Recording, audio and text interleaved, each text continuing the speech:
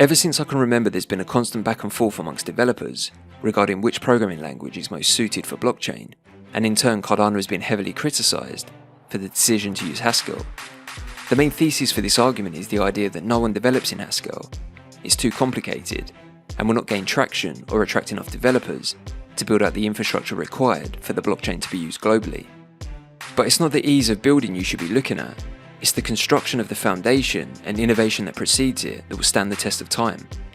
If we want a robust, secure and highly functional blockchain, that's infrastructure can be adopted or utilised by everyone from the average citizen to large institutions or governments, then a change in mindset towards programming is necessary.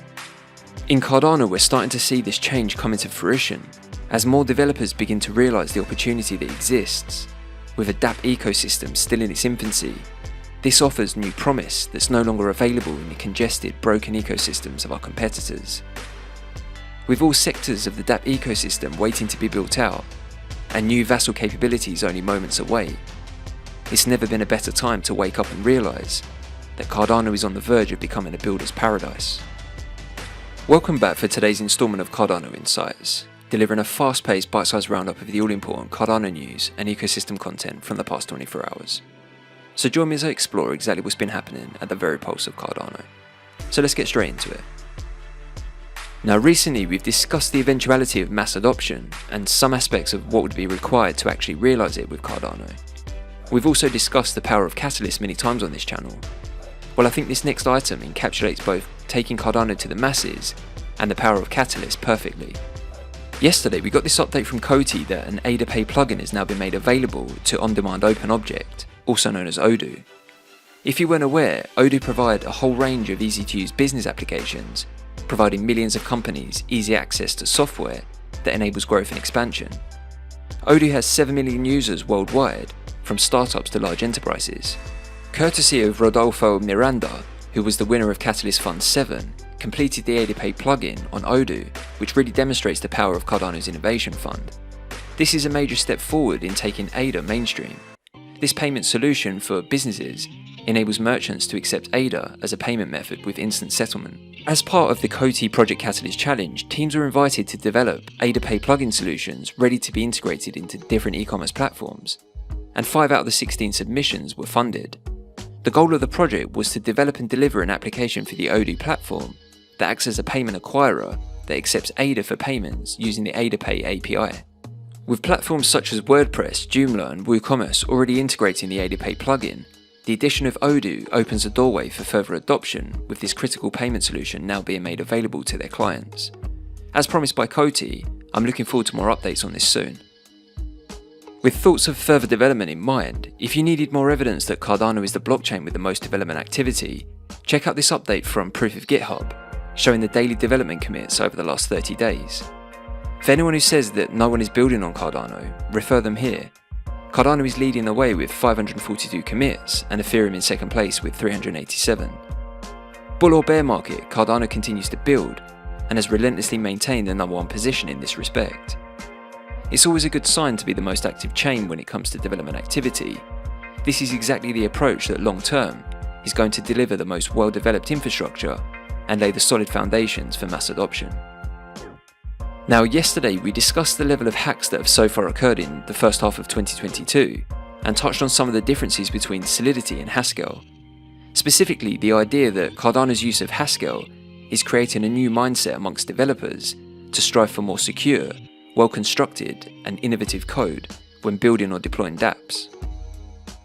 This change in both the language used and desire to build out a far more secure DApp ecosystem is what will take blockchain into its next stage of maturity, and also lay the foundations needed to attract a far larger user base, as no doubt security and innovation are the key drivers for this. Check out this tweet from Drew Roberts, who in his bio describes himself as a part-time developer of Solidity, JavaScript, Rust and now Haskell. He took to Twitter to share his experience, writing, "Haskell is greater than Solidity. I'm officially a Haskell developer now, and I'm blown away with the advanced functionality on a blockchain. The internet should have been created this way. Been doing Solidity for years, and this is a whole new world. I feel like I grew up into a man." We're going to see more and more developers taking this step as the need for functional programming becomes more and more evident. Whilst the naysayers will continue to dispute that Solidity has a far wider reach at the moment, which it does, and the narrative that no one wants to develop in Haskell will continue for the time being, we're starting to see the beginnings of a new wave of developers who are in search for greater flexibility, security and functionality when writing code, which is what Haskell delivers. Now, with the Vasil hard fork in touching distance, I thought it might be an idea to check out the latest developments before we hear any official announcements from IOHK. I came across this discussion with the suggestion that Vasil may not be ready for the end of July, linking the Cardano node GitHub issues, which I myself have been tracking. So if you go and check the Vasil node GitHub issues, you can sift through the current status and sort through any existing bugs, priority level, and whether or not it's considered a potential Vasil blocker. Currently, of the 490 or so issues raised, 37 of them are labelled Vasil, 5 of which are considered a Vasil blocker, and only 2 of which are identified as bugs. Considering that the private testnet went public is as good sign as any that things are on track and in good health. Any idea that we'll see further delays is just speculation at this stage, and based on what you can see in the GitHub from my limited understanding, it doesn't seem that we're too far off receiving the next positive update from the team at IOG. When it comes to programming, issues are a never-ending saga. Once any major bugs are resolved, the code can be released with smaller issues patched up after the fact. From my point of view, whether we get Vasil at the end of July or a few weeks into August, it really makes no difference on the bigger picture. It's important to remember this is an extremely complicated and ambitious update, and the priority, as it always has been with IOG, is to get it right rather than sacrificing quality for speed. I've linked the GitHub reference in the description below where you can sort through and track the status updates relating to Vasil and the fixes currently being worked on. As always, let's wait for official updates from IOG before coming to any conclusions. And of course, I'll bring you those updates as soon as they're released. Now, if you remember recently, I covered a little teaser from Maladex referring to something big in the works for August, and me being majorly bullish on Maladex and what they promised to bring to DeFi in the Cardano ecosystem, speculated that maybe we might be getting that highly anticipated DEX launch. Well, I guess I was being slightly optimistic, but at the same time not far off. In this thread where Maladex were thanking the Cardano community after coming out on top in a recent poll on DeFi projects that we're most excited for, we got that same reminder that big things are in the works for August. In response to this, RedSpark commented, "Launch I hope, with this rocket," which was quickly responded to with, "Still looking at late Q3, early Q4 for that." So this would be late September or October time. Now you may be thinking that's my bubble burst, but far from it. All this has done is raise the anticipation even more.